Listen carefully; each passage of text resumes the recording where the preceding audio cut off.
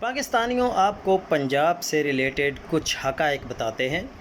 عثمان بزدار نے 2019 میں جناح institute of cardiology کی منظوری دی۔ مارچ 2022 میں اس کا افتتاح کیا۔ مریم نواز نے 2025 میں اس کا نام بدل کر Maryam Nawaz institute of cardiology رکھنے کی کوشش کی۔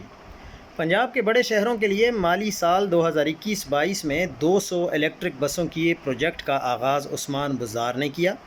مریم نواز نے عثمان بزدار کے اسی پروجیکٹ کو اپنے نام سے منسوب کر دیا۔ جنوری 2022 میں تحریک انصاف نے لاہور میں الیکٹرک ٹرام وے پروجیکٹ کا آغاز کیا۔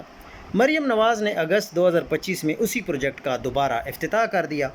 اڈیالہ روڈ اور جی پی او راولپنڈی میں بننے والے فلائی اوور اور انڈر پاس کا آغاز عثمان بزدار نے کیا۔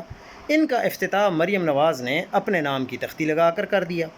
ایک تحریک انصاف کا کامیاب جوان پروگرام تھا، نوجوان کو قرضے دیے گئے۔ جنوری 2025 میں مریم نواز نے اس کا نام بدل کر سی ایم کاروبار فائنانس رکھ دیا۔ نیا پاکستان ہاؤسنگ اسکیم تحریک انصاف کا فلیگ شپ پروجیکٹ تھا۔ مریم نواز نے اس کا نام تبدیل کر کے اپنا گھر اپنی چھت کر کے پھر سے افتتاح کر دیا۔ ساملی مری اپ گریڈیشن منصوبے کا افتتاح ڈاکٹر یاسمین راشد کر چکی تھیں۔ مریم نواز نے اگلے روز اسی منصوبے کا دوبارہ افتتاح کر دیا۔ عثمان بزدار عوام کے ووٹوں سے ایم پی اے اور پھر حلال کے ووٹوں سے وزیر اعلیٰ منتخب ہوا، اور اب کیا ہے وہ سب کو پتہ ہے۔